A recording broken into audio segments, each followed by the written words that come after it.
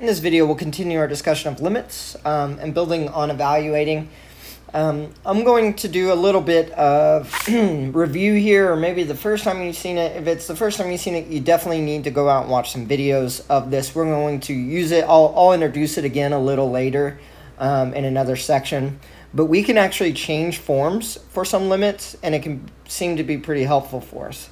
Polar form. Okay, remember, polar form was a graphing system, or you can think function system, something like that, where it just depends. We get an output based on the radius and theta, and the radius is like how far out we go from that, right? That would be my r, and then we turn this and spin it, and that's my theta, and the point that we actually come up with is right there. So like if I were using that whole system using r and theta, I would have just a point. Right, it tells me a radius and it gives me an angle, so it will tell me exactly where it's at. Now, the good thing is you're not going to have to do any of that right now, but we are going to have to remember our conversions. Okay, x is r cosine theta.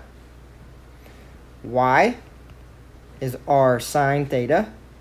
And then we got one more relating x squared and y squared is equal to r squared. That is polar form, and we can actually use these conversions to help us out. All right, so if we take the limit that's there, I'm going to write it down because it just feels natural to work left or right.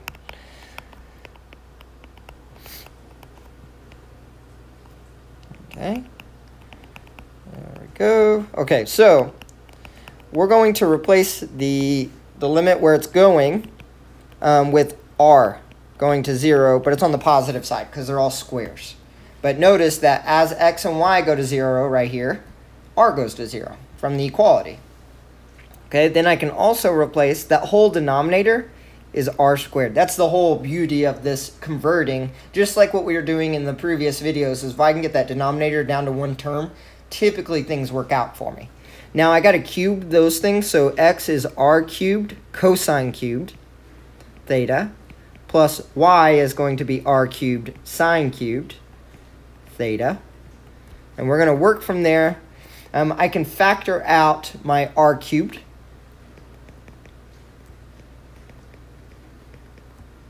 Factor out r cubed, and I get cosine cubed theta plus sine cubed theta, and that whole thing is over r squared, and you can see what's going to happen there. Okay, if I divide that out, keep my limit, I haven't taken it, I get r times cosine cubed theta plus sine cubed theta. It doesn't matter what theta is going to be in this case. If r is approaching 0, we get 0. All right, so we can use polar to help us out as long as you can remember these. We are going to work with those a lot later. We're going to do integrals and polar and stuff like that, and we're going to extend our polar form to something called cylindrical, and that'll take polar into 3 space. All right, we have one more here that we can use polar as well. Let's go ahead and replace everything. Okay, the limit as, okay, x, y, I can change to r approaching 0 on the positive side. I can also change, replace x squared plus y squared with r squared times the ln of r squared. Now, I cannot plug that in, because if I plug it in, I get 0, and negative infinity is the idea, right? 0 times negative infinity if I plug in 0. That doesn't do anything for me, but I can use a manipulation trick here. Okay, I'm going to rewrite my limit, because I haven't done anything with it. Right, and I'm going to do this trick, and we did this in a previous video.